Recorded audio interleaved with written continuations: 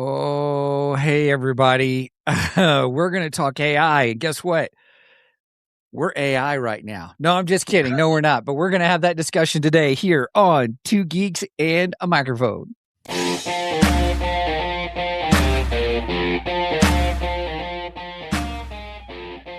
Welcome to the Two Geeks and a Microphone podcast, your one-stop shop for television, movie, video games, comic books, book reviews, and more. Now, without further ado, here's Steven and Mike.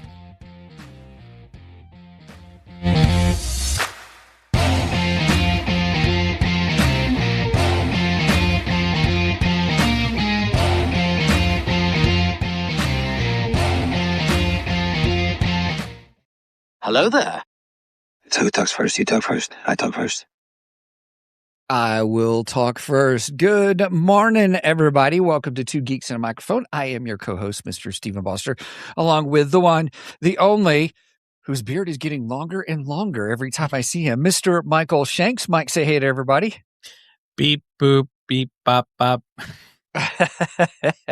Good morning to all you geeks out there in Geekdom Land. Am I AI or am I real? Yeah. Is it real or is it Memorex? Oh, gosh, right? Remember those You just commercials? dated us. Yep. Oh, I used With to the love those commercials. Wasn't that the guy who was sitting in the sofa chair in front of the TV? Yep. And the sound comes on and it's like his hair is blowing back. And all that stuff. Yes. Yep. That's Is it the live one. or Memorex? And I used to live by Memorex tapes, man. Well, when I could afford them, then I bought those really colorful cassette tapes. Yeah. Those right. were the cheap ones. Yes, they were. I remember. Yes, very much so. Well, everybody, we've got a jam-packed show today, and because we've got a lot going on in the geeky news, we have a little bit of geekdar, or technically, is that geeky news? But It's more geeky news today. We'll just call it all geeky news. We'll just call it all geeky news. Exciting things are going on right now this weekend, and so we're going to be talking about that, and then we are going to get to our discussion on AI and specifically in the creative corner of things. AI being used for all kinds of different things for, what's the difference between AI as a tool, AI slop, AI help, all that kind of stuff, and what's happening with Hollywood in the use of AI too as well. So we're looking forward to the discussion. So I'm going to go ahead and hit on the geeky news thing. We ready? Ready. All right. Well, Megan is joining us. Hi, Megan. All right. Well, here's the dealioso, everybody. Lots of things are going on. So, Mike, where do we want to start today with our geeky news? Well, let's start out with the big news as far as I'm concerned. Can you switch me over to my shared screen real quick? I sure can. So earlier this week, I got a email from Rippaverse, and if you're a follower of this show, you know that we're big fans of Rippaverse.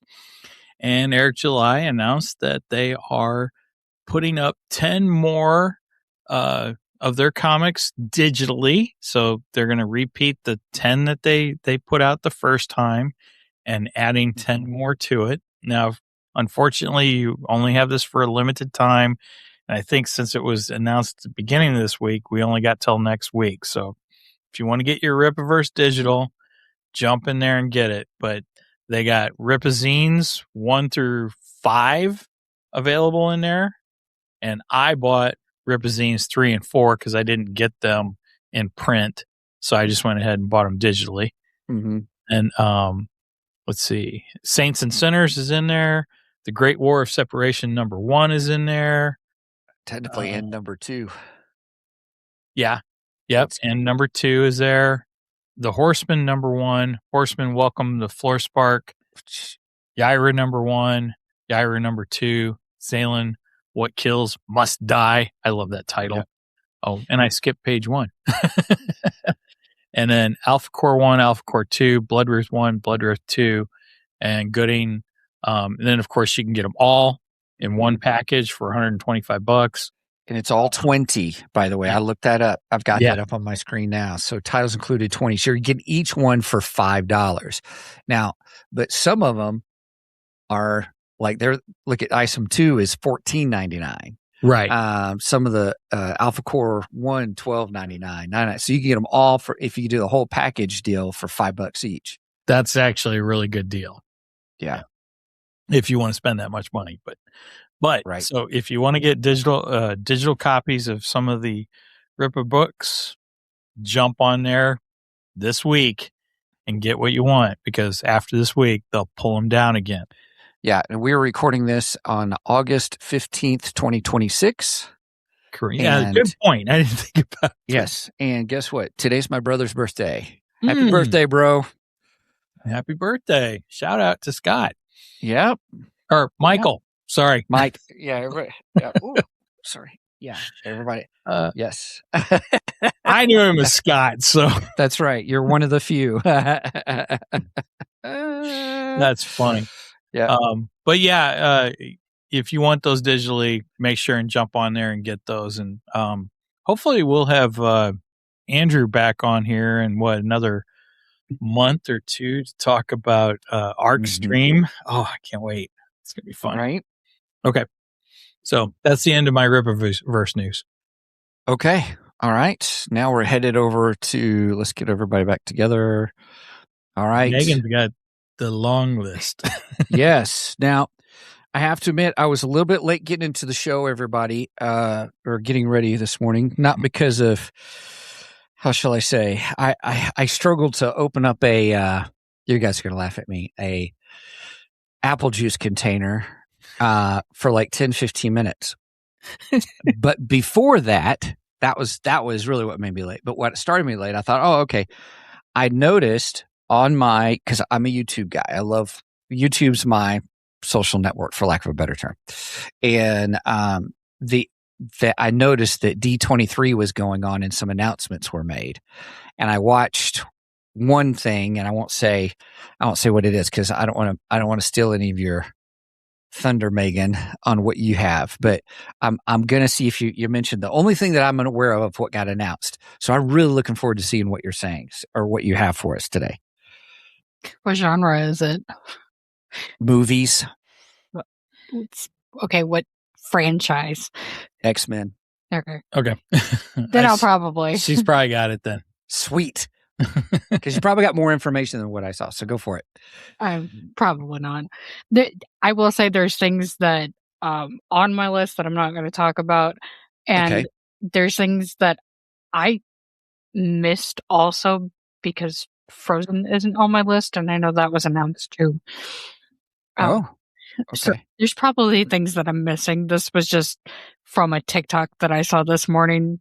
Oh, nice. Somebody recorded bits from the panel. Okay.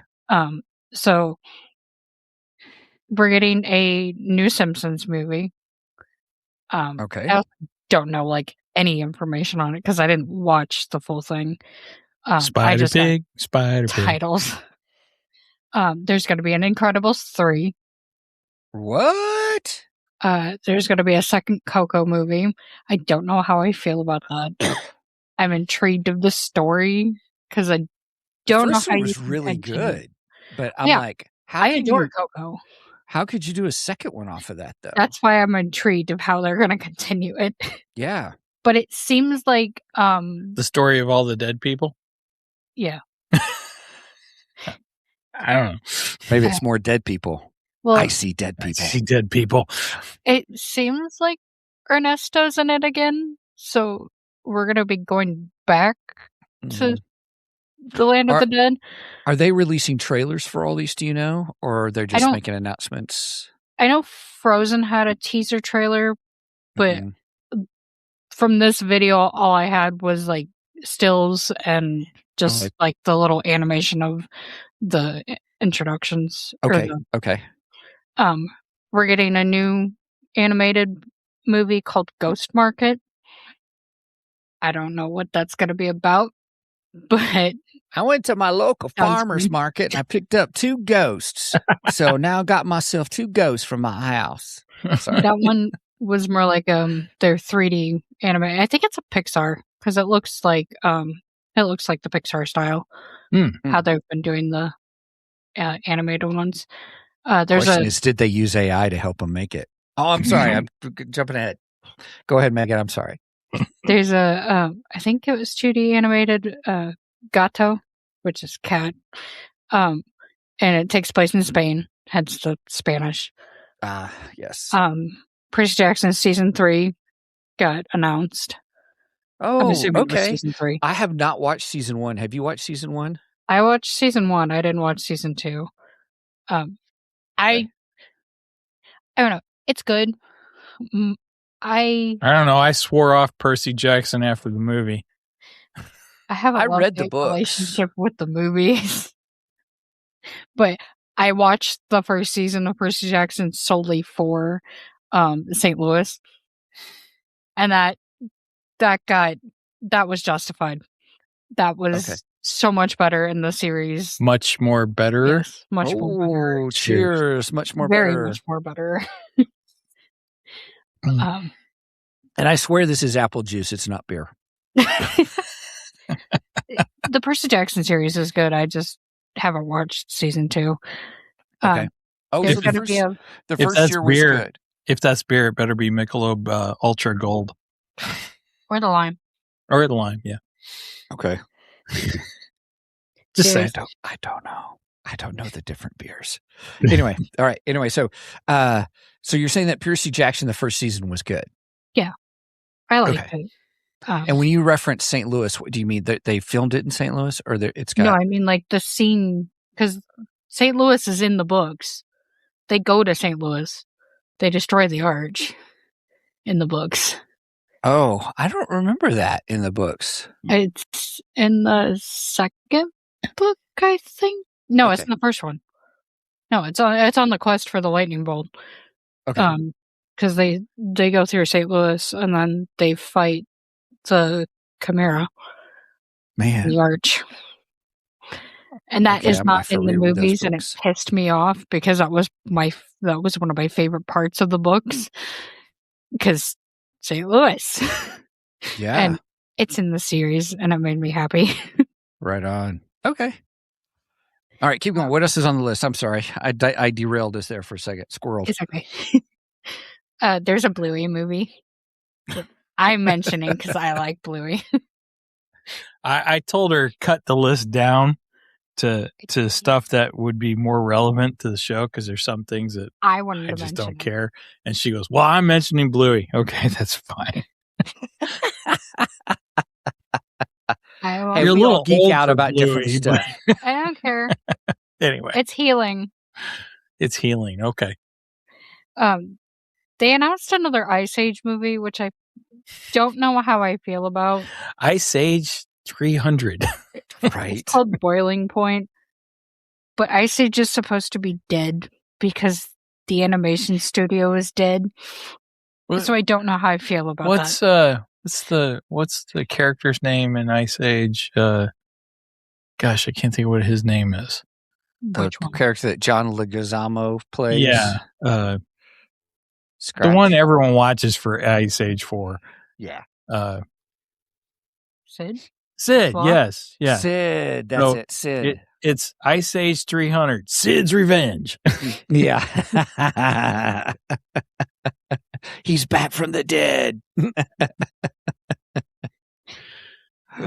Go ahead, Megan. Sorry. We're getting Oswald. Oswald the Rabbit, who's the actual first. She said that to me. Nobody knows this. Right. She said that to me. You know it, though. And all I could think is Oswald Cobblepot. That's where my brain went. I was like, I'm going Batman. Oswald the Rabbit. Oswald, but now that you say Oswald the Rabbit, I know who you're referring to. But yeah I didn't. Yeah. You should know that because you were a fan of Epic Mickey. I forgot. Okay. I know. I'm getting old. I don't know if it's a movie or if it's like a short or a mini series, but it's animated and he looks adorable. And I like Oswald. Yeah.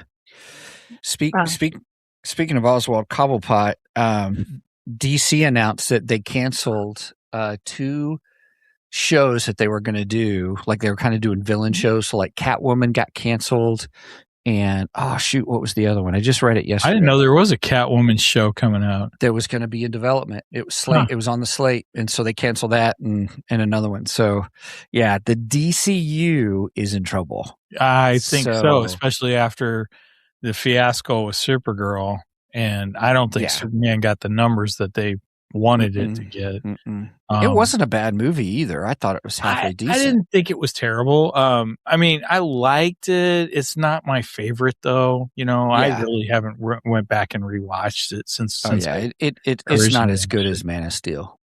No, I think Man of Steel is much more better. Oh, cheers, everybody. Man, maybe I should have beer in this one. I'd be drunk by now. Of course, I might get hate over that one, but I don't care. I think Man of Steel is better. Anyway, sorry, Megan. Yeah, keep going. Sorry. Getting on to Marvel, Vision Quest got announced officially. That might be cool. I did like Vision. I thought he was dead. Well, you got White Vision, though. Oh. I didn't watch WandaVision. So. Yeah, White Vision came back. I skipped through that part. You shouldn't have. I didn't watch WandaVision. I'm kidding. I love Wanda, but I didn't watch her show. The fight between Vision and White Vision, where they had the discussion of the ship of Theseus, which is a great scene. Yeah, you didn't Steven skip this. No. It was a great scene of the series, just having that philosophical discussion. So anyway, keep going with the list. Sorry. Vision Quest, I thought they had already announced it. Did they say it's actually going to happen now, I guess?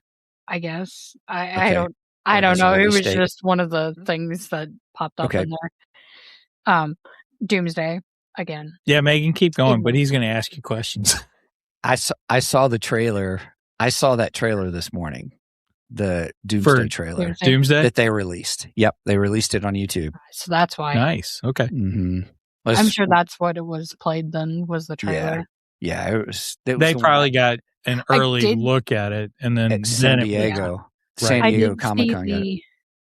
I did see the clip of Doom saying, "I am Doom," and all I could think of was, "I am Iron Man," because it's Robert Downey Jr. Well, that's probably the parallel. Megan, you're probably right. They're doing a parallel with it. Yes. But all I could think of. And Doom's made of metal too, so he is still kind of Iron Man. Yeah, he is kind of Iron Man still. Right. Yeah. Then we get to X-Men. It's set for May. We're getting an X-Men movie in May. I think May 5th. So is this going to be a reboot? 28? Yes. It's 5/5/28. Yeah, it is a reboot. So was it the 20? Was it 28? Mm-hmm. I didn't see the year. I just saw 5/5. Yeah. Are we getting a recast of Wolverine? Here's the thing. They haven't.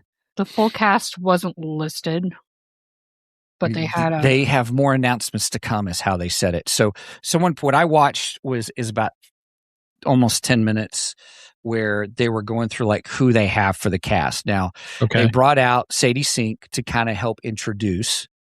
So since everyone, spoiler alert, if you haven't seen Spider-Man Brand New Day, her character is one of the X-Men, Jean Grey. And so then they announced different people. And look at that. We did have a spoiler. Yeah. And then what was interesting is they stopped and they said one person wanted to be here to announce, and it was the guy who plays Kylo Ren. The Adam Driver. Oh, Adam Driver. Driver was up on the screen saying, "Hey, I thought I'd be there to come welcome you guys." And so I thought we were going to be at the studio. And so they have a picture. Oh, that's funny. He's at Pinewood Studio, and he's like, "There's nobody here to announce," kind of thing. It's actually pretty funny. That's good. And he said Magneto, and he says, "Well, just kidding." And then he named some other character, and I'm like, Nathan something. Yeah, I didn't know who it was, and I wanted to go back because I was like, I'm going to have to look that up. And some name I've never heard of, but maybe there's a name. But so the question is, who is he playing? According to Forbes, it's Mr. Sinister. Ooh. Ooh. That's what Forbes said. Here, let me do this. Let me go. Who is Adam Driver playing in the new X-Men movie?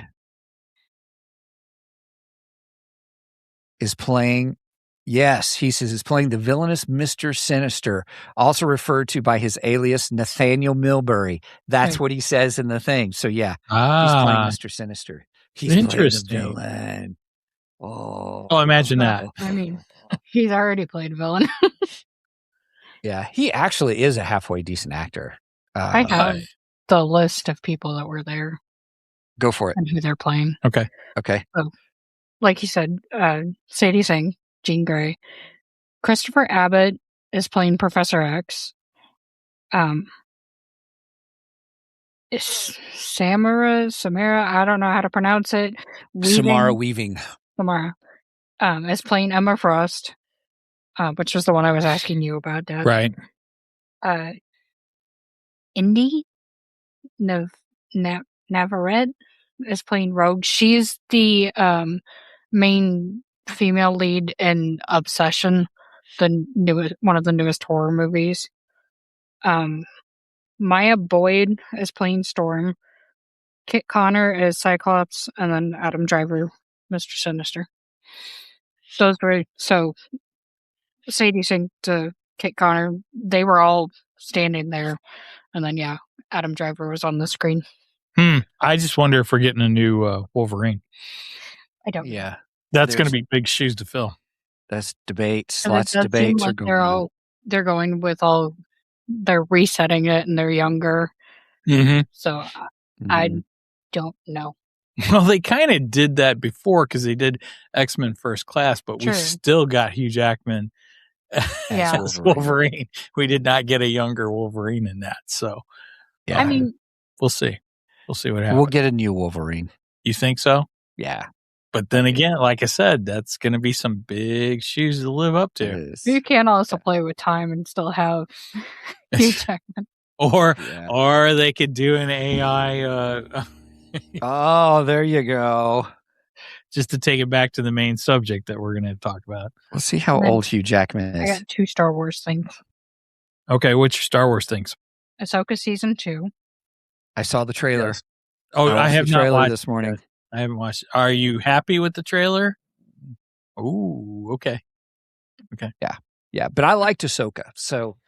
I liked Ahsoka. It had some issues, but... I didn't think it was terrible. We'll have to... We'll tell you what, we'll watch the trailer together after the show and do it. Some parts of Ahsoka I like better than other parts of it. Let's just put it that way. Yeah. Better. Yes. Cheers. Oh, cheers. Yeah. We're going to get Stephen plastered. I'm glad I went. Apple juice. I'm glad I went and got a large liquid death. So, right. And then the last one is Star Wars Starfighter with Ryan Gosling. Ryan Gosling, yeah. There's not a trailer yet for that, is there? Not that I know of. I am curious of what in the world they're doing with that.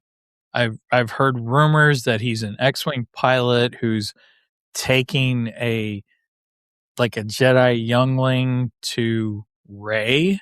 I've heard those rumors. I don't know if that's true at all. Oh yeah, we're getting the Ghost Rider too. He's Ghost Rider. So yeah, he's got Star Wars and Ghost Rider. Right. Mm-hmm. So, I'm curious of where they're going to go with that film. I don't know where it's going to head. And Ghost Rider could be interesting. Hopefully it's good. I hope. I could see him being a good Ghost Rider. I'm not holding my breath. But I hope it's good. Well, thank you for the geeky news, Megan. Mm-hmm. Yeah. I think that's the first time Megan's done the geeky news. Woohoo! Hey. I've done bits. I've talked about Has-Been. Okay. All right. That's true. Okay. All right. Yeah. Well, that wraps up. There was a first look at Star Wars Starfighter. Oh, there was. Okay. Looks like somebody had a phone and was taking a video of the thing. That's how I saw the panel. I hate video. I hate phone recorded. I wait for official stuff. I don't need the grainy phone crap. No thanks. Yeah, I would try to pull up YouTube, but it always messes up. It takes up too many resources along with EVMux, so that's fine. No, that's fine. Like we can look for it later. There's things that I didn't mention, and then there's things that I'm sure that weren't in the video because I know Frozen got a trailer, and it looks like we're getting closer to actual Snow Queen. Yeah. In Frozen 3, so I like the Frozen franchise. So Friday, August 14th, yesterday kicked off the major keynotes in the Disney Entertainment Showcase. Saturday, August 15th, full day of interactive panels, floor experiences, and exhibit halls. Sunday, August 16th, final day of panels, presentations, and closing events, wrapping up the weekend. So that's the D23. Cool.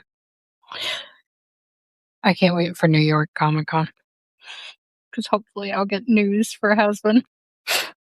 When is New York Comic Con normally? October.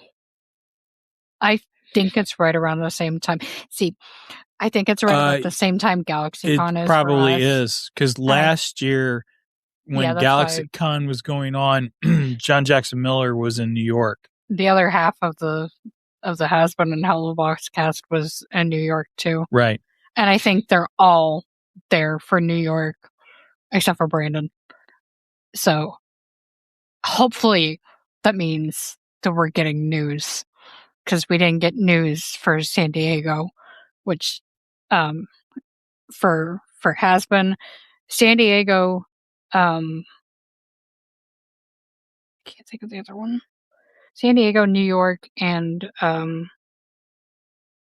Las Vegas are the three that we tend to get news for at those are the three big conventions for us. Okay. Sorry, me going into Halliburton. That's okay. Sorry.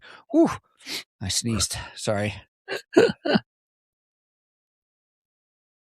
right. Are you ready for the main event? Yeah, let's do the main event. Sorry. Excuse me.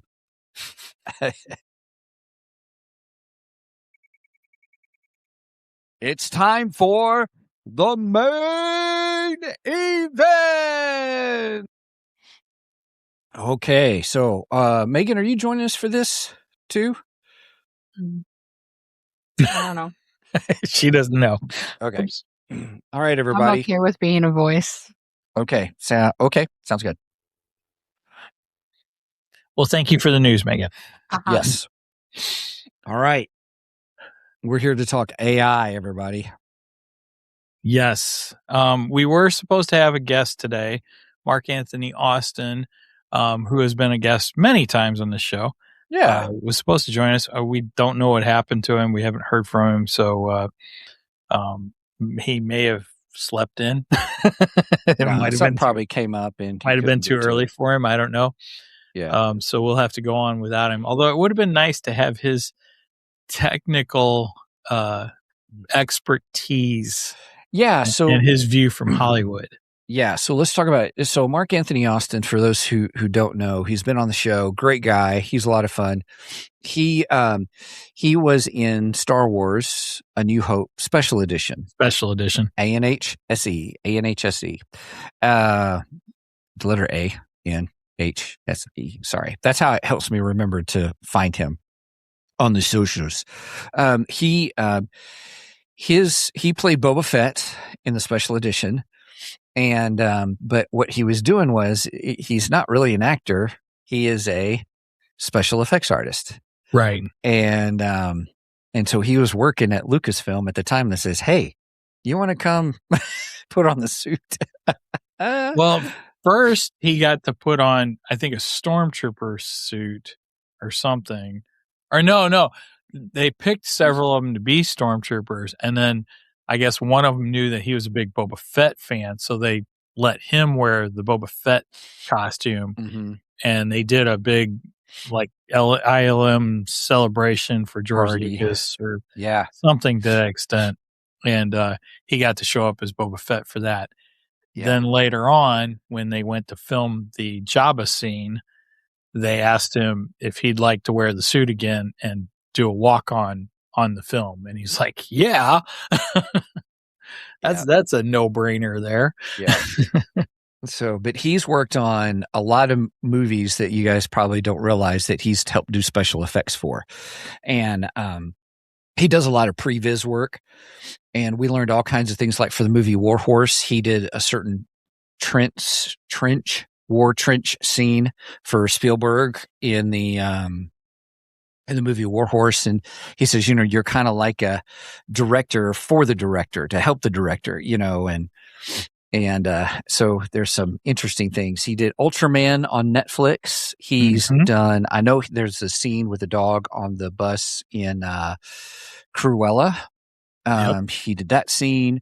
He worked on Wednesday, the TV series. We had him on last season for that. Oh, that's right. Yeah, that's right. And it's a really great guy. So we thought it'd be really great to ask him a lot of questions about AI and the industry of AI, because we had some thoughts and just curious to hear someone who's in the special effects world, get their opinion on it. So we're hoping we can have him back and something. And what's funny is maybe he'll show up in 15 minutes. So we love ourselves some Mark Anthony Austin. He also does cameos, and those are pretty fun. You can get him to do cameos. As Boba Fett. As Boba Fett. He does a really nice job with those. So, yeah. So he made his inebriated appearance on New Year's Eve the one year, which was quite funny. Great. Yeah. So we enjoy him. He's a really super nice guy, and I enjoy him. So, well, with that, our goal is today is we really want to have a conversation about AI, its use, our opinions on it, what we've seen. Mike, you brought up something interesting 3 weeks ago. Was it 3 weeks ago? I think about, Tilly Norwood. Tilly Norwood. Tell us about Tilly Norwood. So Tilly Norwood is the first official fully AI actress, is what they're calling her. I don't agree with calling her an actress, but that's what they're calling her. And I put it in the Geeky News a few weeks back that they quote unquote signed her to a movie. They gave her a contract. Now, I don't understand how you can give a computer generated person who is not real a contract. To me, that doesn't make sense, and I can't wrap my head around it. Maybe that's part of the reason we're having this discussion. But I think this is where Hollywood might be taking AI a little too far. Stephen and I have talked a lot about AI. In fact, we've how should I say it? Defended the use of AI a lot, quite a bit. Because I think as a tool. I think AI is a tool. I think it's a very good tool. And as long as it is used as a tool, I think it will continue to do great things. But when we start taking AI and completely replacing the human element, I think we're going a bit too far. That's just, this is the start of Skynet. I think the start of Skynet happened 4 years ago. Arnold Schwarzenegger tried to warn us. That's right. That is right. So obviously there's two things here. There's human creativity, and then there's AI quote unquote creativity, for lack of a better term, where does one begin and end? So for us, especially for me, I'll speak in my case, I will write and then I will use AI as an editor. I will have ideas, and sometimes I'll flesh out ideas with AI. And so, no, I don't want to do that. Let's do this. Or, I'll say, no, this is what I'm trying to say. And I'll argue back and forth with AI on stuff. And then I'll write and then edit, and then go back and double check stuff. And, as an editor / I don't want to say ghostwriter, kind of a thing, but help me get my thoughts, my dreams, my goals out, get them fleshed out, and use it. And I've used AI in the same sense with my book. I also use AI to help me write descriptions for the episodes that we do on here. Titles and descriptions. Yes, titles and descriptions. Yes. Sometimes I get ideas for thumbnails from it too. You know, again, all examples of useful tools in my opinion. You know, I think another good example use of AI is like the episode of Mandalorian Boba Fett, whatever it was, with Luke Skywalker, when we got to see the young Luke Skywalker come in. But that wasn't a fully AI created Luke Skywalker. We still had an actor in his position, and then they just imposed the younger Mark Hamill's face over his face. And I don't think that's terrible to do, especially since Mark Hamill is still alive and he gave his blessing to that whole project, and he was sure he got involved paid for it. I'm sure he got some money for it. I'm sure he did. I'm sure he did.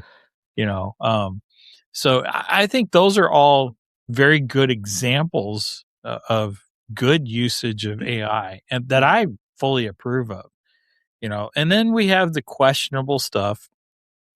Like, for instance, Grand Moff Tarkin in Rogue One, which I still think the AI generated Grand Moff Tarkin is much more better. Cheers. Than that horrible makeup job of the actor in Revenge of the Sith. That was just, oh my God, that looked terrible. Say whatever you want. Was that AI or was it just special effects? Which one? You mean the Rogue One one? Mm-hmm. Well, I mean, it's special effects, but it was the beginning stages of AI, in my opinion. You know. Okay. And again, you have an actor still there, so just like the Mark Hamill one, the controversy wasn't so much that, you know, that we had an actor there and so on and so forth. The controversy was you were bringing back a dead actor, is what you were doing.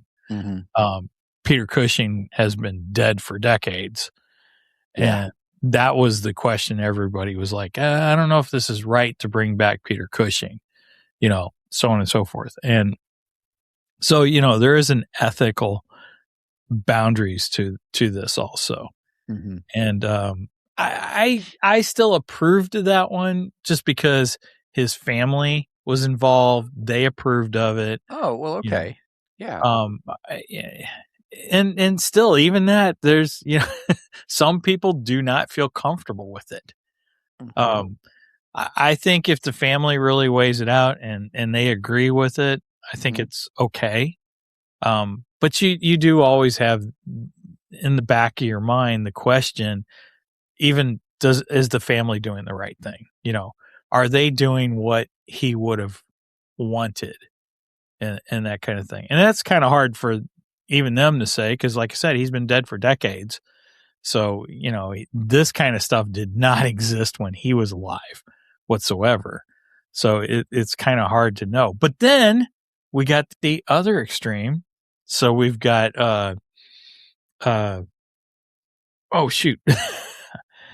I was going to say Kiefer Sutherland, not Kiefer Sutherland. Gosh. Batman, Doors. Val Kilmer. Thank you. Oh my gosh. I got you. Brain fart there. Brain fart. Yes. Thank you very much. So we got Val Kilmer. Val Kilmer is going to be brought back in an upcoming movie, I think next year. And this is something that Val advocated before he died, that he wanted to be done.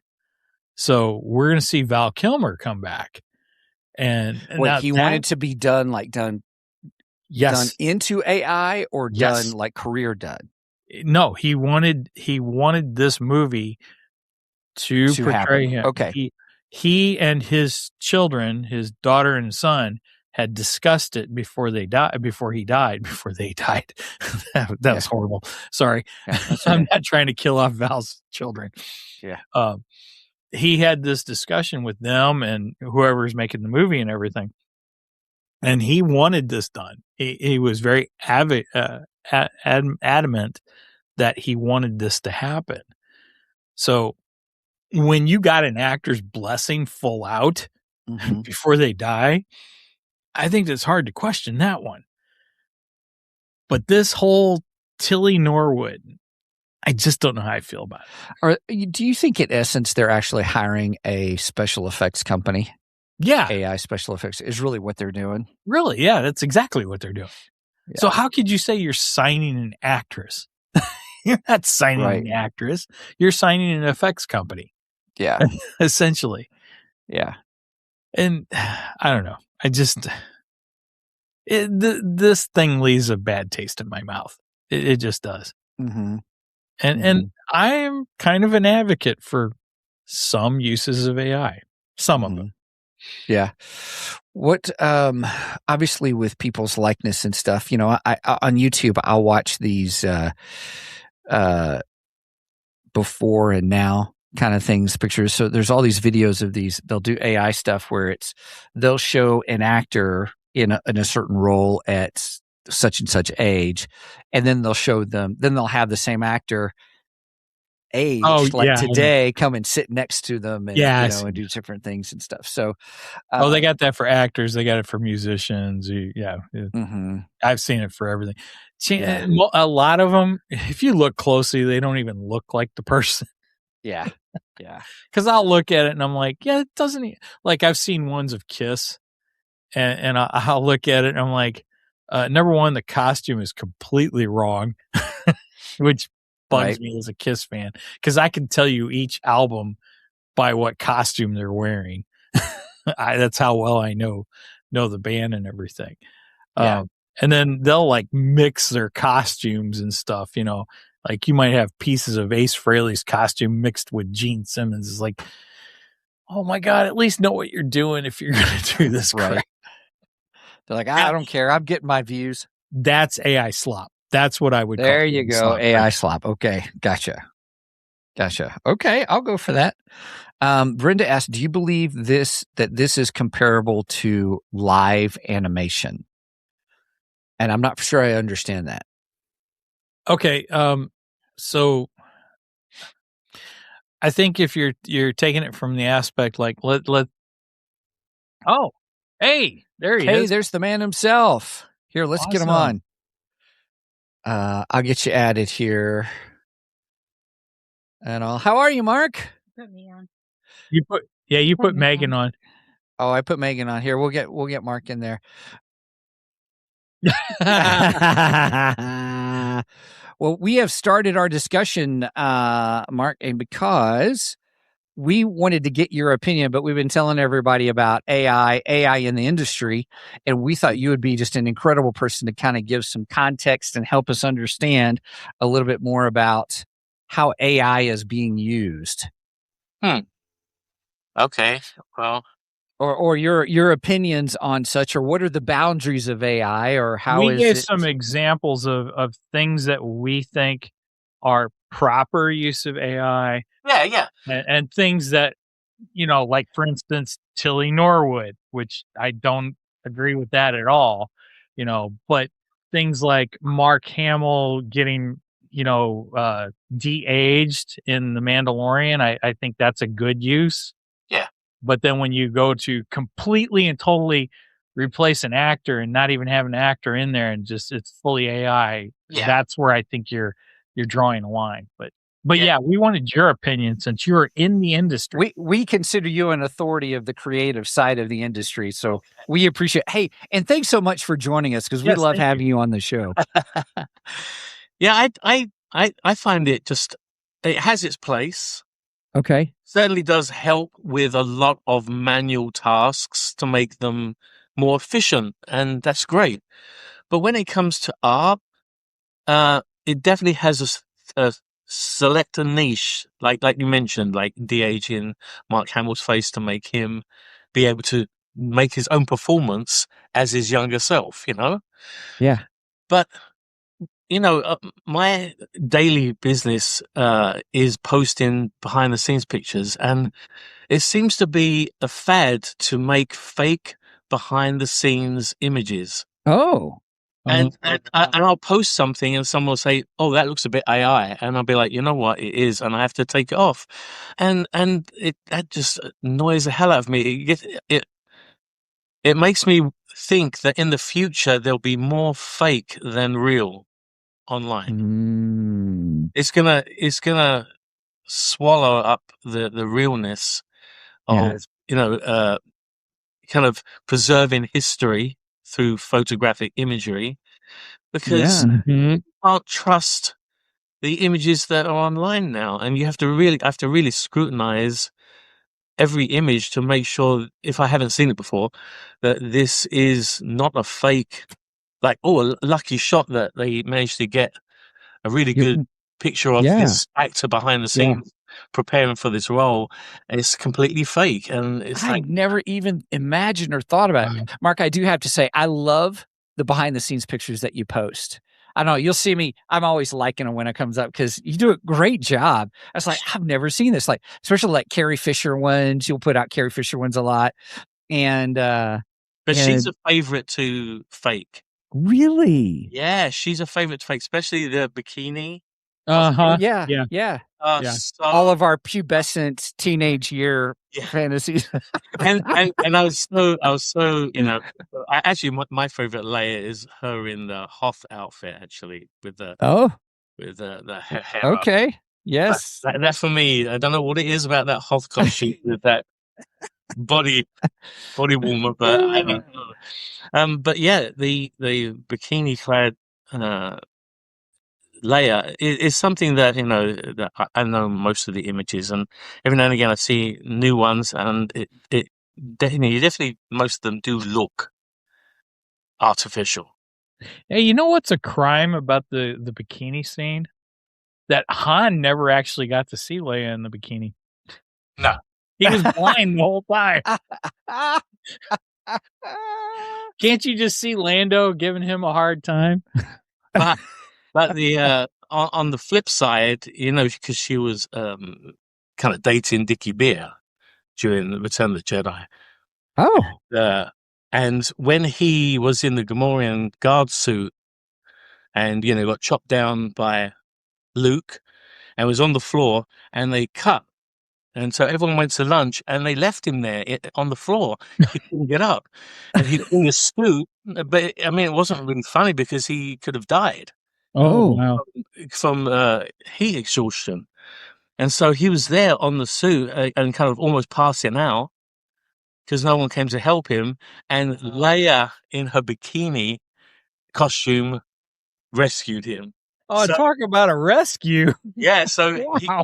he woke up to Princess Leia in her slave Leia outfit.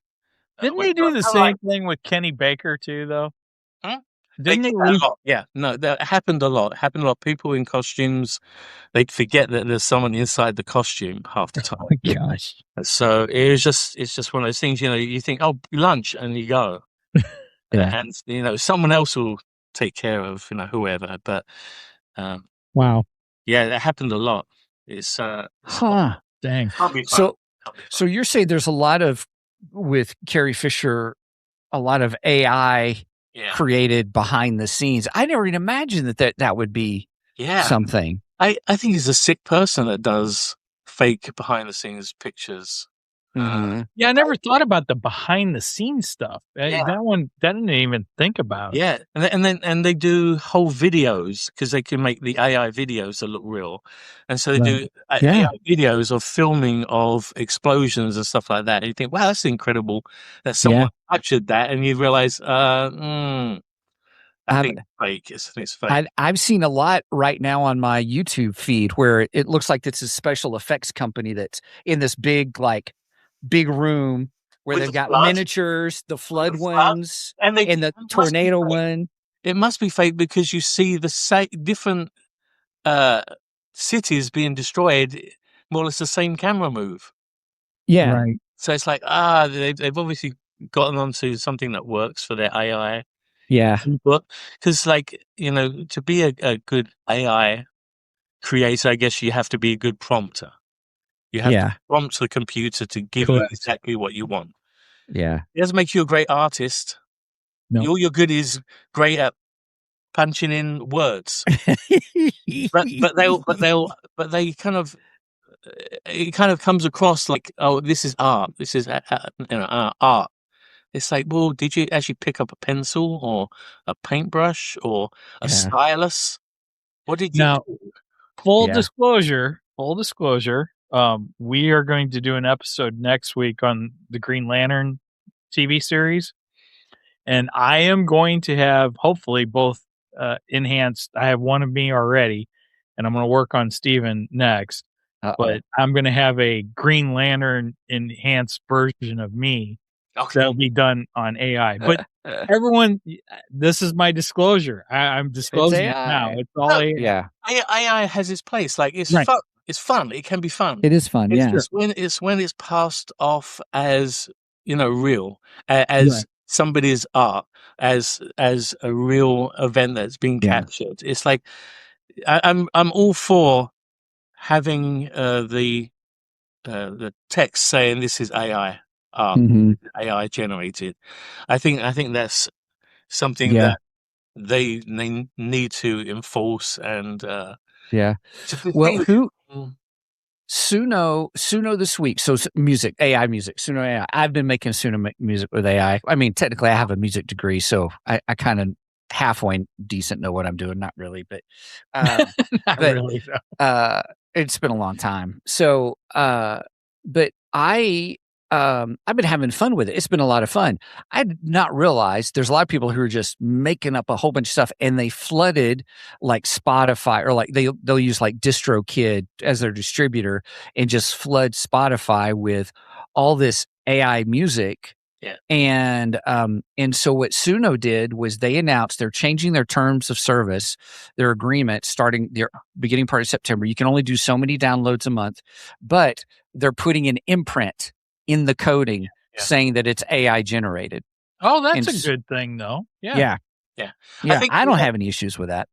I think you hit a key word, though, flooding. That's what I feel the AI is doing, is flooding, flooding the images. Systems. Systems. Yeah. But when it's, like I said, it does have its place in certain things. I can't say, like when talking movies came out and people were like, "Oh my god!" and they're up in, it has its place. It has its place. Like it would never replace silent film. Silent film has its niche, has its genre, but it's when they try to shoehorn it into everything.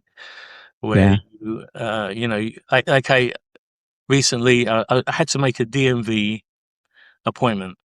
I have my FET plates. I got my personalized plates with FET on them. Nice. And every time I get a new lease car, I have to swap the plates out.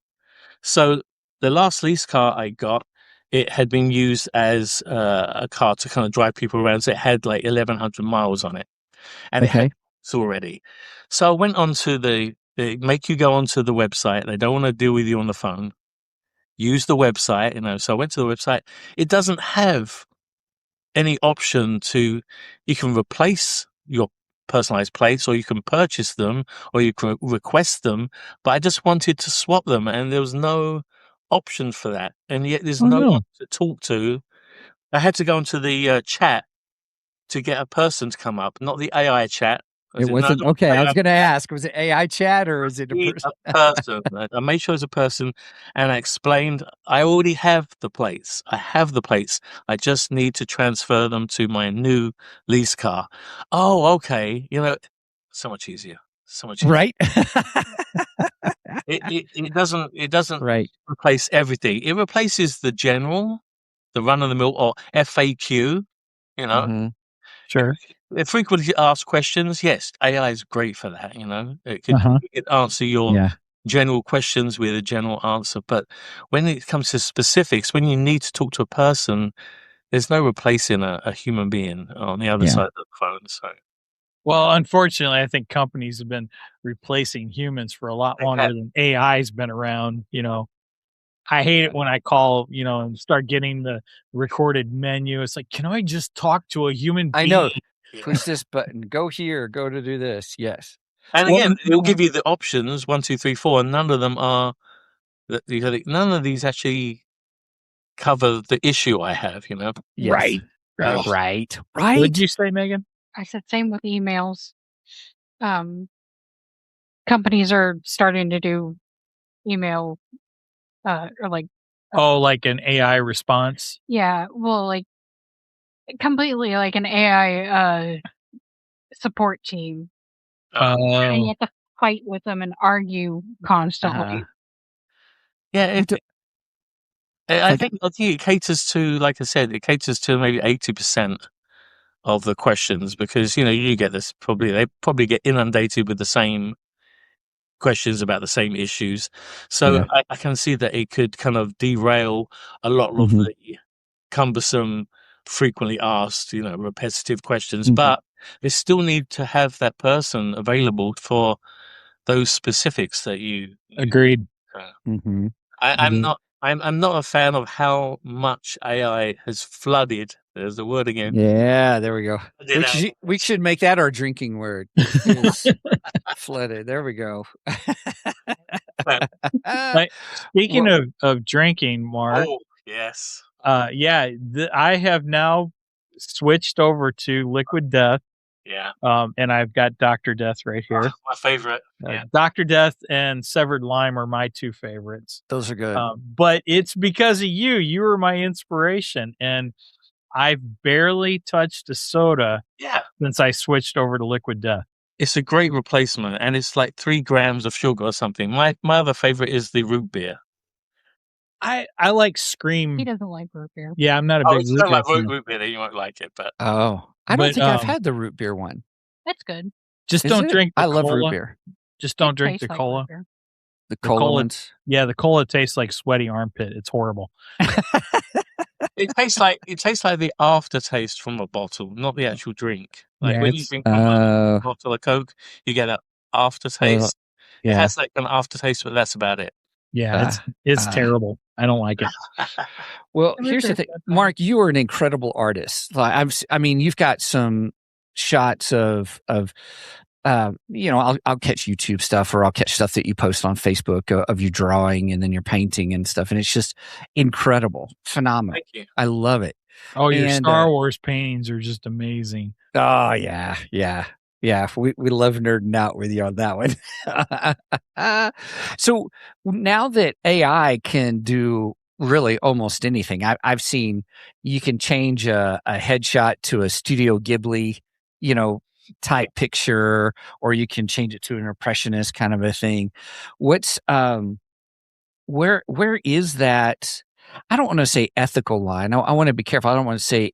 I do see the efficiency, as you put it, application of AI. But when it comes to creativity, where is that line, or where is it that we're like, should we be doing this or not? Yeah, that was when I started the paintings. Actually, the very first one I did, I was hoping that it would turn out as good as it did. I was hoping that was my wish.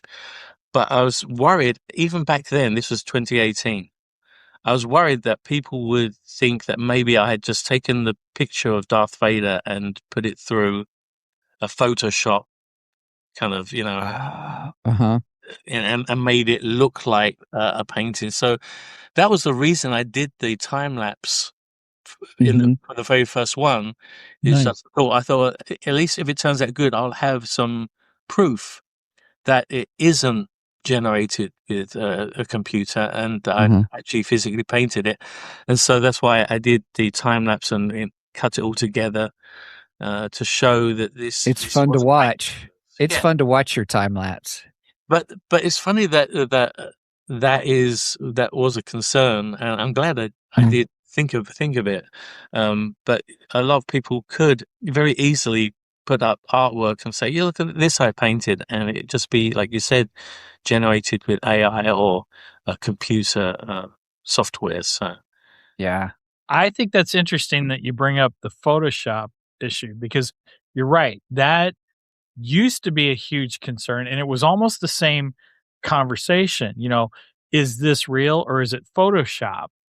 And versus now, is it real or AI?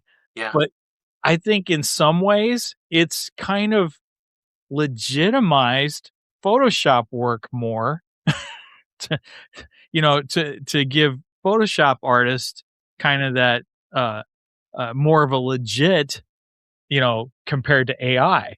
Did you know there are people that actually do like artworks through Photoshop, not like actual drawing Oh, in yeah. Photoshop? Yeah, I've seen those. I didn't know people use that as a Mm-hmm. a drawing app. I had an artist friend, a Spanish woman that she did a lot of impressionist work, and but she used a tablet and she drew it with a stylus, and she used a paint program. It wasn't Photoshop; it's a paint program. And when she was trying to kind of basically get her art into a gallery and get somebody interested in it, they insisted to send 2 people to her house to watch her create a piece of artwork to legitimize her claim. Oh, wow. Instead of her run it through some program, that they wanted to see her process and see that she actually did paint with a stylus the same way you would on a canvas, except it was a stylus on a tablet on a computer. And so once they'd seen her process, they legitimized her work after that. But they had to send somebody to basically kind of make sure she wasn't lying, or make sure she wasn't faking her art. Huh. Interesting. But gosh, it makes me wonder on some of that. The real quick, let me get here's a comment. I want to say hey. Wilkie's Movies and Music. Corey. Hey Corey. He says, hey all. He's got his own channel. He does some great movie reviews and discussions and horrors with other groups. So glad you're here, man. Well, for those that may not know Mark, I'll do this part real quick. Hey, again, thanks for hanging out with us. We're so excited to have you. So just because we knew you could help set us straight or help give us some ideas or thoughts we hadn't thought of. But Mark, as we said at the beginning of the show, we know him from really being when we first talked to you. I think it was all about Boba Fett in the A New Hope specialized edition. And so we talked about that in your stories. We did briefly tell everybody about the little bit about how you had dressed up for the party. There was the big party that you had dressed up for, and then being in the show or being in the movie. And but really you're a special effects artist or you do a lot of previs stuff. What else do you do, or what is your technical title of what you do? And then what are some other things that you do? I started as an animator. Started as a 2D animator, hand-drawn animation in the UK for commercials for 5 years, and then got hired by ILM to learn this new computer software, and became a computer character animator. I guess was my technical title back then. But then in 2009, I switched over to previs or pre-visualization, which is basically recreating a movie set in the computer. You have your set, everything's to scale, you have your actors, you have to kind of rough animate the scene and place your cameras and shoot the coverage of it to basically cut together a version of the edit, much cheaper than having a film crew there, and getting the buy-off from the director so that he has like a blueprint to follow for his live action shoot. So that, I guess, the previous artist is my current title at Warner Brothers at the moment. But yeah, that's the technical term. Yeah. We were giving everybody examples of work that you have done. We mentioned Ultraman, Netflix Ultraman. We mentioned I talked about the dog scene on the bus for Cruella. Yeah. And then Warhorse. We mentioned Warhorse, the trench scene in Warhorse. Yeah. And we let everybody know about that. What other projects would people think about or not know that you helped do that you can talk about? I know there's some things you can't talk about, but no, the big movies that I did live action were the first Avengers movie. I did a lot of that. That was a year on that show. Oblivion, Detective Pikachu, Goosebumps 2. So yeah, I've done quite a few big blockbuster movies, and had a very blessed career. I'll admit that to anybody. So do you go to the movie afterwards and go, I did that. It's nice being. It's better seeing a movie being a previous artist, because when you're an animator, your shot comes up. Oh, I did that shot. Yeah. Right. That's my shot there. As a previous artist, you work on sequences, so this 5 minutes is mine. It's That's cool. Yeah. it's much better than a 3-second flash. I always compare animation to previous. Is I used to work on the trees, now I work on the forest. So nice. yeah. Yeah. See, I'd be going to the movie theater. I'd be elbowing the guy next to me, going, I did that scene. Well, funny because I took my mother to see Dinosaur when we first premiered, and she said, "Just nudge me every time your shot comes." Oh, nice. And after a while, she was like, "You can stop nudging me now." I did so many shots in that movie, because I had Aladar was my character, and he was a hero character, so he was in a lot of the movie. So she's like, "Yeah, you can quit nudging me. I get it."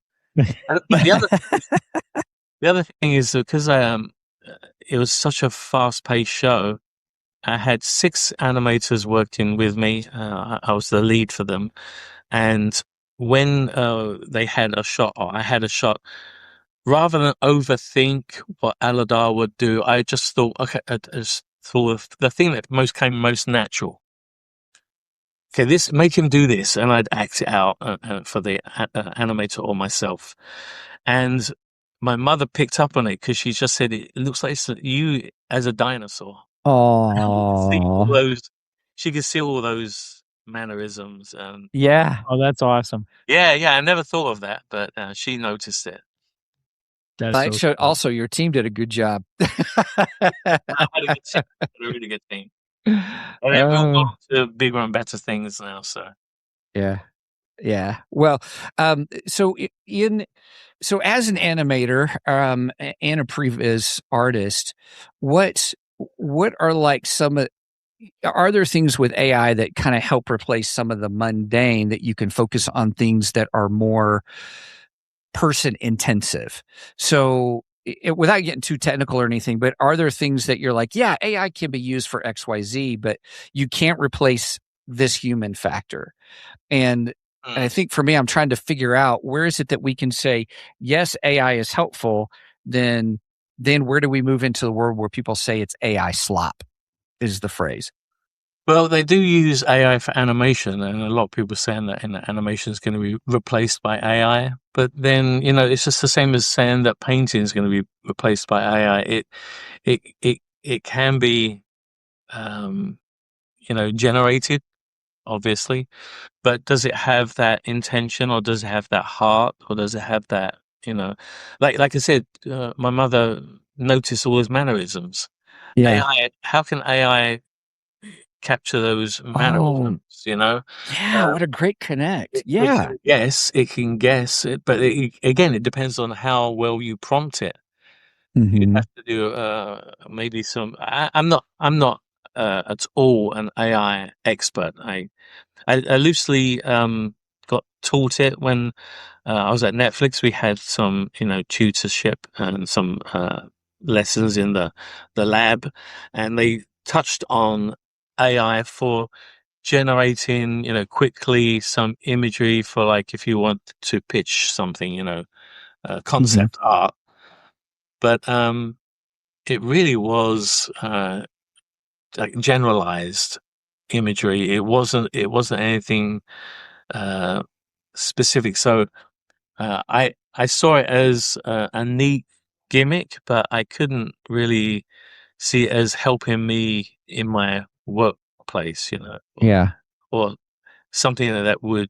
I'm sure somebody would think that, oh, we don't need you. We could use AI, and they probably would act on that. But I think they would be making a mistake. There's something that you can't replace when it comes to the human mind. Maybe in the future that might change. Who knows? Yeah. But right now, it does.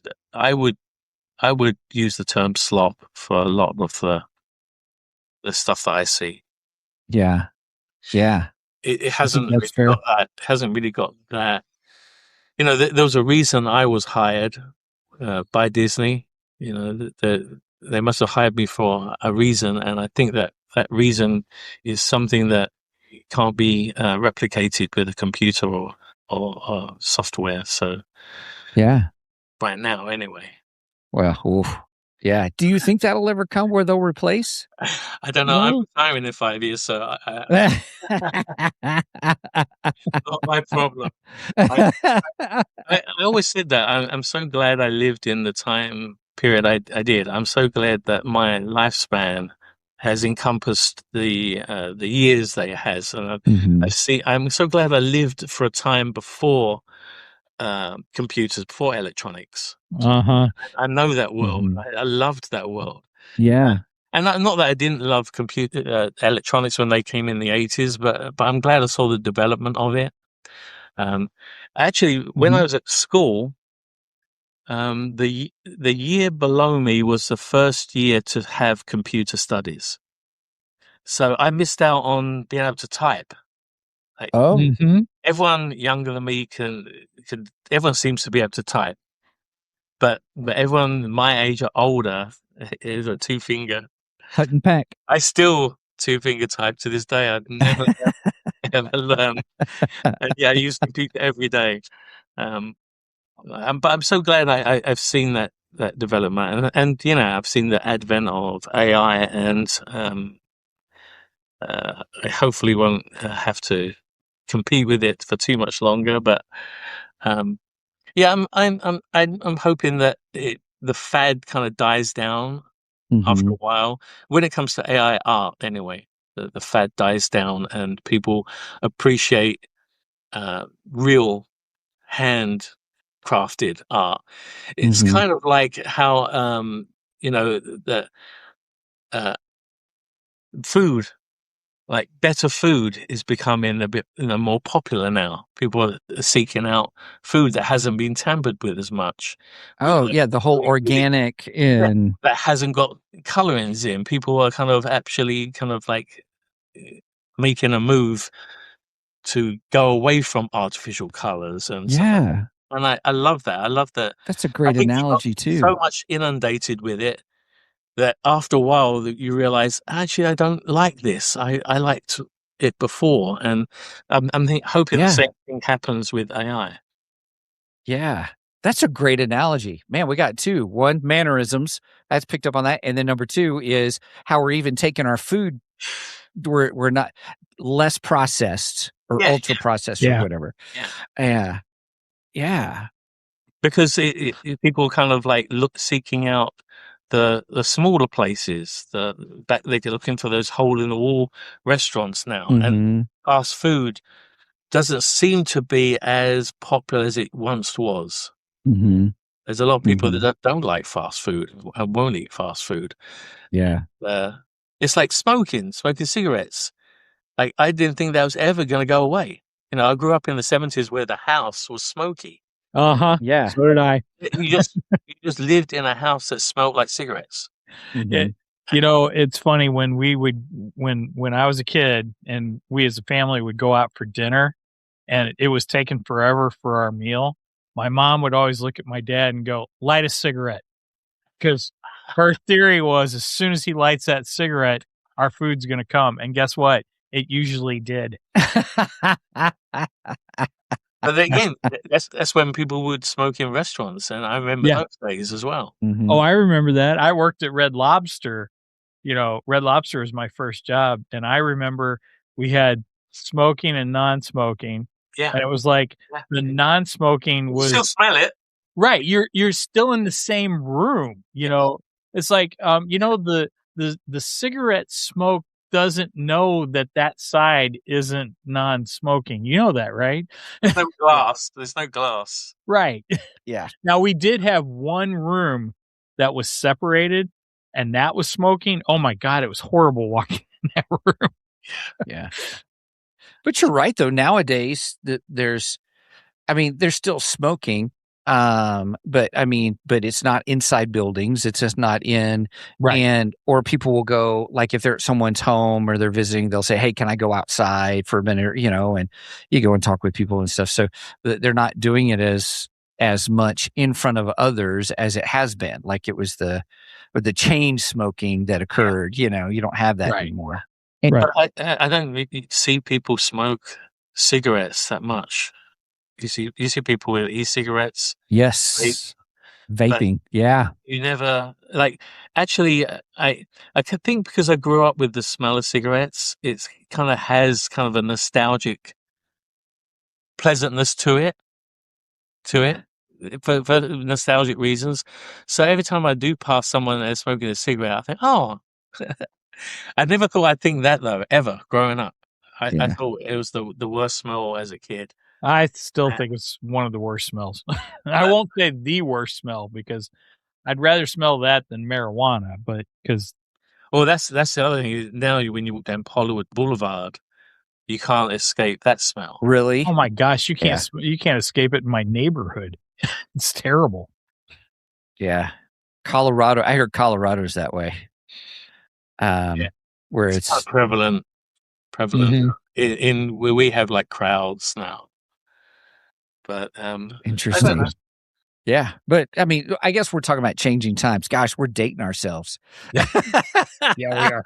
This is true. But the advantage to having that knowledge of the changing times is that you kind of see things that do become trends and do kind of seem to take over, and then they kind of die away again. They die away. Everything has its cycle, and I think AI is going to be the same. People are going to get to the point where they miss that human interaction, and then companies that employ human interaction are going to become more popular because of that, and then the trend might divert back to anti-AI or the less AI.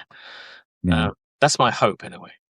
Well, that's kind of like you could go from doing practical effects to CGI. And exactly. Right. People got sick of the prequels. The prequels overused the green screen to the point where Hollywood realized, oh, maybe it isn't the answer to everything. And, the newer ones, the sequels, kind of adopted more of a kind of a balanced, practical computer kind of balance and were much more successful, I think, in their look and everything for that reason. Maybe the look, not their scripts. Yeah, well, somehow Palpatine returned. Somehow. I'm just saying. That's a whole other discussion. Yeah, but, right. Sure. But that is another example of where at one point everyone thought this is going to be the answer to everything, and realized very quickly when it was overused, oh, maybe it's not. Yeah. Yeah, I think there needs to be a balance between CGI and practical. Sometimes I would prefer a practical effect over a CGI, but then there's times where it's like, yeah, but with CGI, you can just do so much more. So, I want a balanced. Yeah. I'll give you a good example of where CGI is a better choice. Okay. When it comes to if you have the actors and they're in the foreground and behind them is this cityscape. I mean, who wants to go and build a city, practical for that one shot? No, it's much better to have it digital and a green screen and have the actors in front of it. So that is a perfect example of good CGI use, But when it comes to guys that are walking around in suits and interacting, a practical suit is much better because you can actually see the silhouette of the person instead of having to imagine what that person's going to look like with that, enhancement. I think That's interesting. Yeah. So, obviously there's the joke in Deadpool where he's getting carried on the gurney or something like, just don't give me a suit and don't make it green. And don't make it animated, kind of a thing. The shot at the Green Lantern movie. Yeah. So like even in Tron Legacy, I really enjoyed that movie. I know some people didn't, but I really enjoyed it. I watched Tron as a kid, the first one, and loved it. And Tron Legacy was good. But one of these, I love their cloak that they had. It was lit, like it lighted up. It was a practical effect, for lack of a better term, where they had battery packs in them and they only lasted like 15 minutes. So they had to keep switching out batteries when doing it. And I thought, and that was practical and I enjoyed that. I thought that was cool. Even Blade Runner, I thought it was cool the way they did the umbrellas, where the umbrellas would light up in the movie, and it was a practical effect. It wasn't digital, and you're right. There's something unique about that when you see it versus something that is okay. That's animated. It's cool, but there's something unfulfilling about it. I guess maybe I don't know. I don't know how to put words to it. Well, it kind of reminds me of like when your mother would say, you're eating too much candy or whatever like that. I love candy, but I couldn't live on candy. Sure, yeah. And it's like AI. I like AI. It has its use, but I don't want it thrown at me from all sides or like being in everything. So like we was just saying, everything should hopefully balance out at some point. It's going to take it going too far. I think overuse of green screen is going to have to go through that overuse before the alternate is appreciated or the balance is then kind of do you think we're entering that overuse time now? I think it's still got a ways to go. I think it's going to get probably a bit worse than now. I think I was hoping this movie with this Tilly Norwood AI actress, quote unquote, I was hoping that's going to be the tipping point. I think it's still got a ways to go. I think it doesn't. Nothing happens overnight. All the things that we've seen and spoken about haven't happened overnight. It's taken like a decade or more to. Yeah. Well, it hit the public, 4 years ago? 4 or 5 years when ChatGPT became public for people to use. Yeah. Even though it's probably been before that even. But I mean. I thought of an example. Great. For the workplace.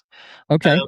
We're working on, I can say the movie, they announced it, but we're working on a film adaptation of Oh, the Places You'll Go, Dr. Seuss book. Oh yeah. Cool. And there's a sequence we were working on where they're in like a fairground. I can say that, I guess. And so we needed to populate this fairground. And so my supervisor went on Chat GPT and said, I need a crowd tool. And it basically gave him the blueprint of a crowd tool, all the coding, and he adapted it in one day and came up with a crowd tool that we can use on our show. So he did. What's that called? Vibe coding? I think it's a coder. I'm a still and paper animator that now uses a keyboard with 2 fingers. So I'm the last person to ask. But that was really helpful, and it's not that it's going to be used in the movie. It was just to make our previous kind of populate the area to give it a sense of, oh, look, it has people in it. It's not an empty fairground. Yeah, doing things. yeah. And it took him a day to do, and it's super helpful, and I love it. So I like I said, I don't think anyone can say, it's completely evil and it doesn't have its place. It does. It just needs to, we just need to balance it and find where, like I said, that helped in the efficiency. That would have taken us so long to have animated or roughed in those crowd members, and this way it kind of like generates them very fast. And he also did the same thing, used the same tool to make a flock of birds. Instead of having to animate each bird or copy the animation, it just generated this flock of birds, and you can punch in numbers and animate the spread of them, the density of them, or how clustered they are, and stuff like that. So you talking about like for instance, like somebody like you would animate the bird to start with, and then you ask AI to duplicate that, replicate it and vary it in certain ways to get some variation, variation in the size of the birds, the spread of the birds, how closely they're bunched together or spread apart. I think that's a great use, a great example of a good use of AI. Yeah, because it's background. It's like who wants to labor over the background when really the background if I throw a long lens on it and reduce my f-stop, it's going to throw it out of focus, and you're not actually going to see anything clearly. It's all going to be kind of a bit blurred out, and so is a great use of AI. So it does have its place. Well, unless you're talking about dewbacks walking around in the background. No. Do you know the bantha herd? I'm sure they used that for the bantha herd. Okay. Probably. The bantha herd into one of the shots.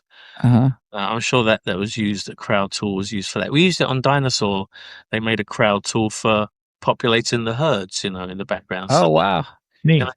Gosh, Dinosaur was 100 characters. How long ago was Dinosaur? That was 20 years ago, wasn't it? 2000 it came out. 2000, yeah. Yeah.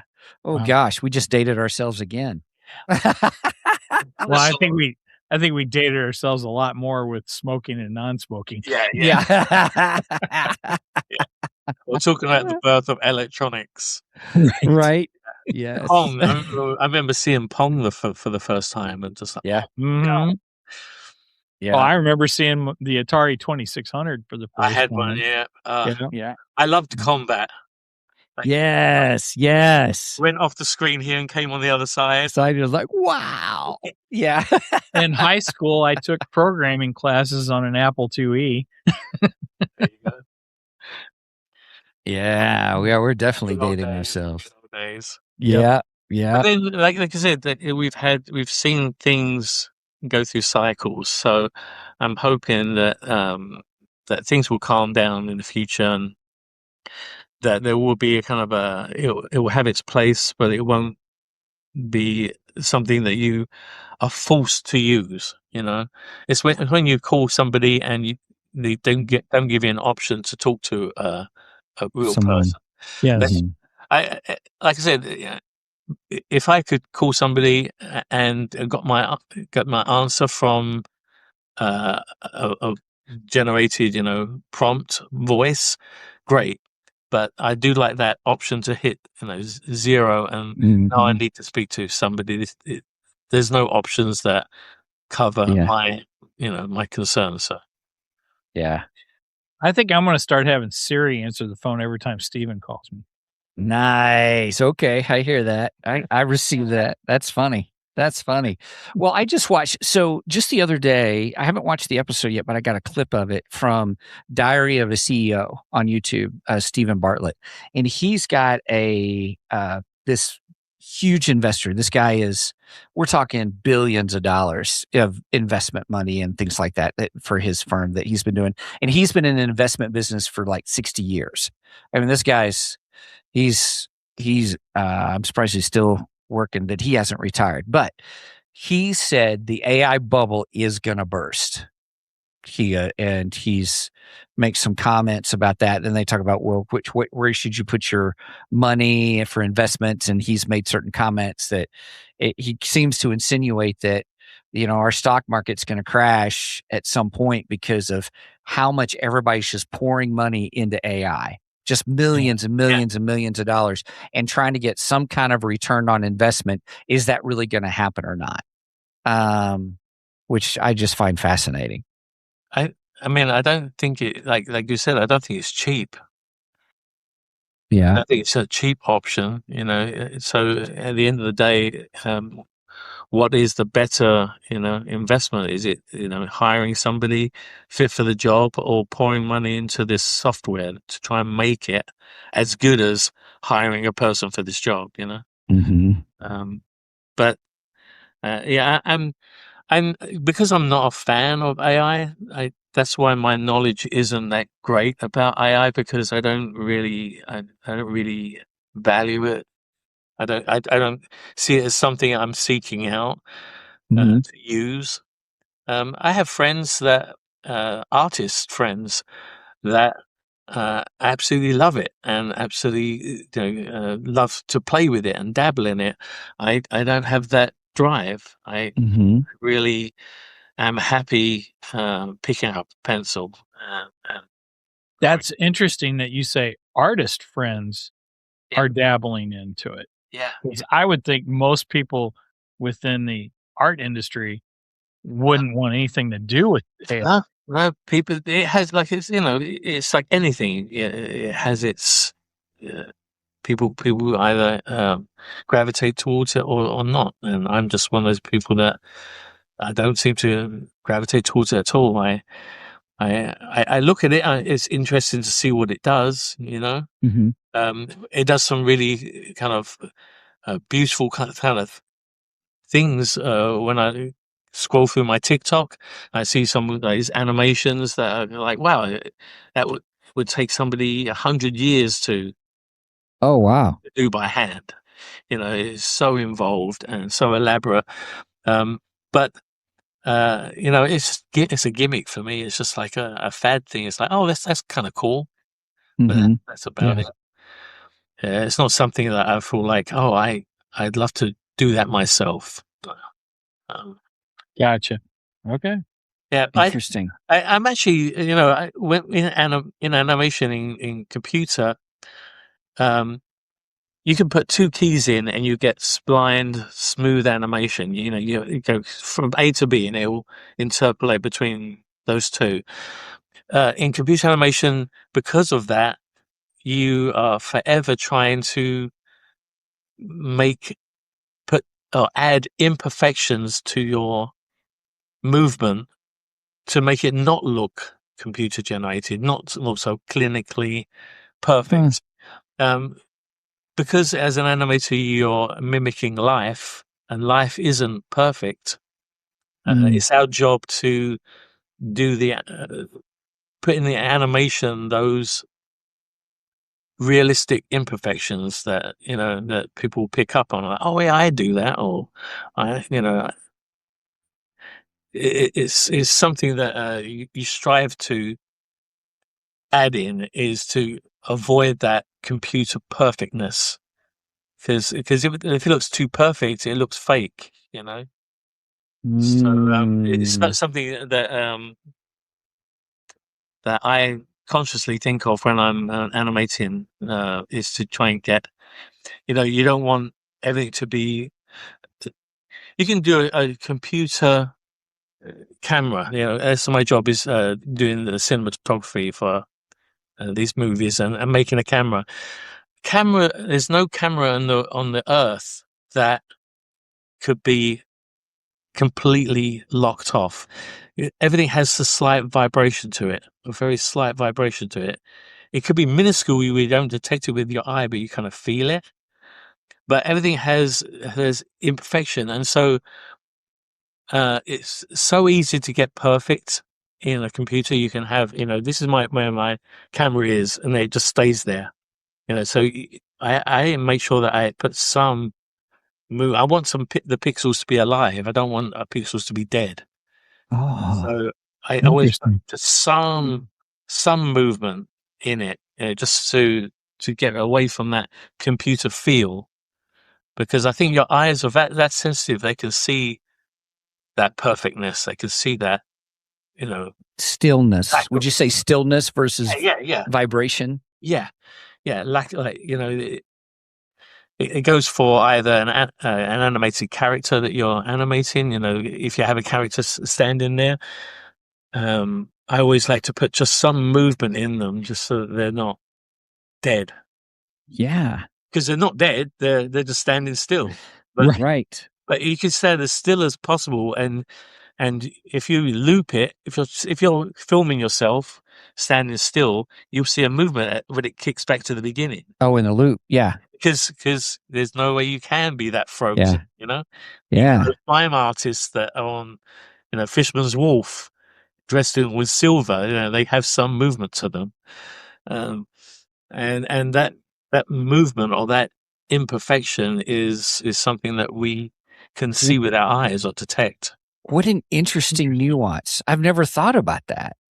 I'm going to be paying attention to it now that you mentioned it. Stuff that I'm watching. My job, like I said, I make camera moves, and I always make sure that the camera that I animate is something they can replicate on set. Either it has a track, a dolly track they can follow. Mm-hmm. But whenever it comes to these weird cameras that are doing all this kind of thing, I always say to the director, realize this is a CG camera. This is not something you can replicate. This is something that can only exist through a computer. Maybe some people are creating that kind of previs stuff so they can say, well, I guess you're just going to have to do it, and you're going to have to do it in visualization. So we just made sure we got more work for us as a computer team, a development team.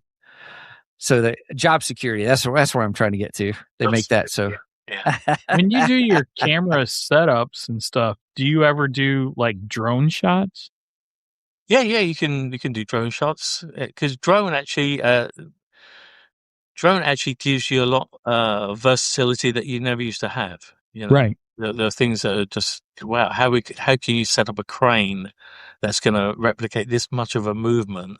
But with a drone, it kind of opened up a lot of opportunities that were essentially kind of, a technical nightmare. Like that, you could put a camera on a wire before, but then you could only have the wire go in one direction. A drone, right? You can move around, and so I made a short Star Wars movie. We went to Vasquez Rocks and spent 2 days filming a little Obi-Wan Kenobi short, and we used the drone for a lot of those shots because you could get some really nice shots very practically and very easily. And yeah, I'm a big fan of drones, actually. Cool. Very cool. Yeah. Very cool. Well, we are an hour and 40 in already. So that's my cue. Says I think we need to wrap things up. So any last thoughts about AI and its use? What I've heard so far is it does have some practical use or some good use in terms of efficiency to help with some small things, but their larger picture, practically, there are things that separate it that make it more real life than being what probably would be fake / AI slop. in trying to distinguish between the two and how it's being used is really the big difference. And that this may be a bubble that bursts. Everyone gets tired of it at a certain point. A fad, that's the word you use, Mark. A fad for a certain period of time.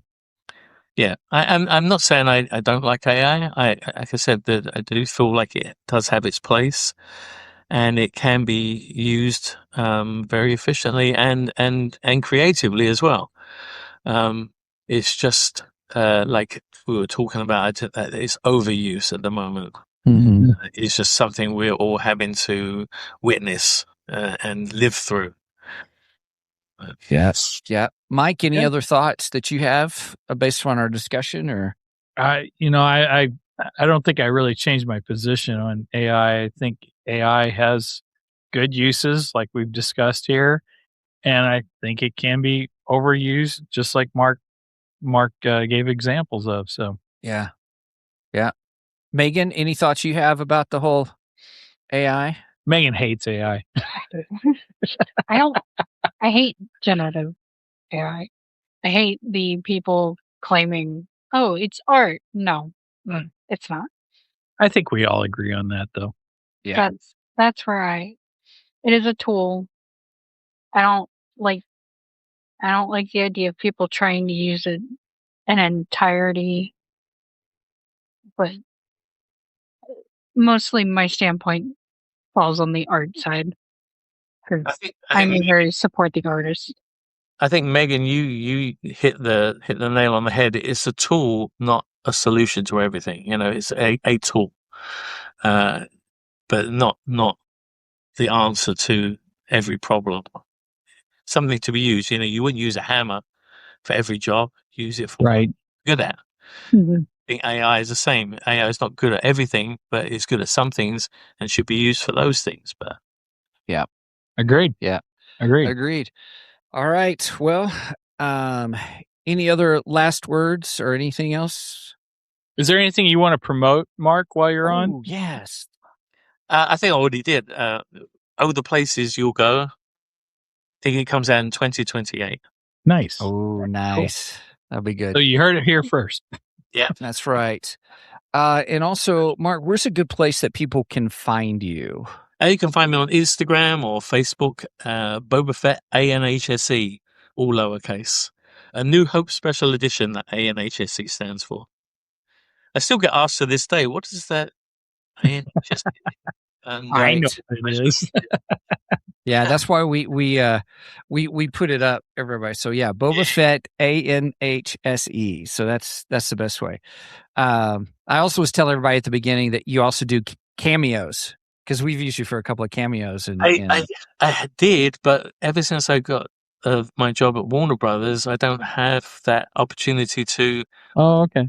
To go and just video, because most of my cameo requests, or half of them, would be for 24 hour. So you have 24 hours to record it, and I can't. There's just no way I can guarantee that I can find that time. When I was working from home, it was no problem, but now I'm back in the office.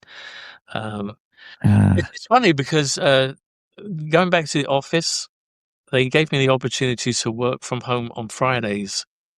And after a couple of weeks working in the office, I said, you know what? I don't ever want to work from home, because it's only a 12-minute drive for me, commute. Oh, good. Work. And now when I come home, it's home, not work. Yes, I understand that. I got my home back again, which is the first time in 6 years. So, wow. Yeah. So that's an interesting perspective. So the casualty is cameos. I could switch it on the weekend, but most people, if they usually want their cameo now. Yeah. So yeah. Cameo so much right now. Sorry. That's all right. Well, also on Facebook, everybody, Mark's on there as well. That's where I see a lot of your stuff, the behind the scenes pictures, and also just your art that you've done has been up there before.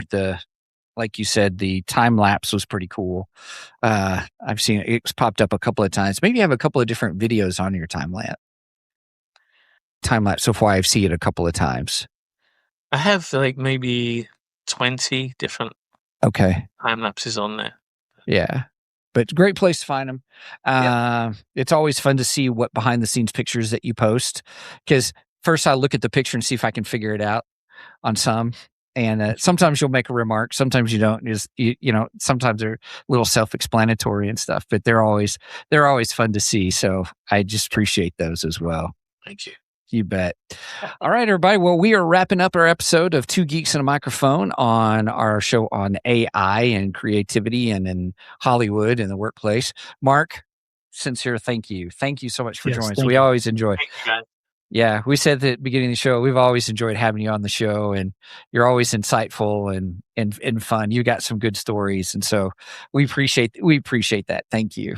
And everybody, if you want to check us out, check out our website at www.twogeeksmike.com. That's the number 2 GEEKS. We're going to cover up Mark. Sorry, let me rephrase that. We'll cover up. There he is. Yeah, he was doing the Dale Gilroy. twogeeksmike.com, 2GEKSMIC.com. There you'll find all things Two Geeks, and you'll find all the links to everything else about us. So therefore, if you want to check out our merch page, you can get to it from there, or you can go straight to twogeeksmikemerch.com, the number 2 GEKSMICMERCH.com. You can also reach out to us at our email at show@twogeeksmike.com. Mike does a great job. He, as we joke every week, he looks at that more than he does his own email. So not a joke. Right? True. Or you can help support us too at kofi.com/2geeks, ko-fi.com/2 GEEKS. We have a $1 tier, $2 tier, and a $3 tier. We just use the money to help pay for all the stuff that we do here on the show. And I think with that, anything else, Mike, that you got? If you've made it this far, please make sure and go and like and subscribe to us on all the socials. I try to be active on Facebook and Instagram mainly. We're also on X. I'm just not as active over there. But there you'll find information on the show. You might find funny memes or, just like I said, when we're going live. And speaking of going live, we go live every Saturday morning at 9 a.m. Central Standard Time. You do the math on the rest because I don't like math.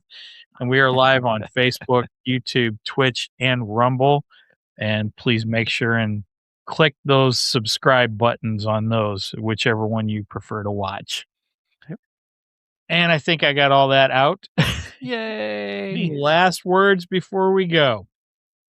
Mark, thank you so much for joining us. It's been a blast as always. Yes, thank you. We really appreciate you being on the show. All right, with that said, please do not Steven skip this episode because we are much more better than the rest, and we'll be back. Cheers.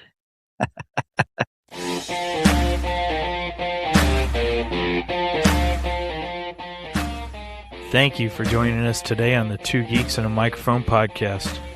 Tune in next week when we will have more news and reviews. Until then, may the force be with you.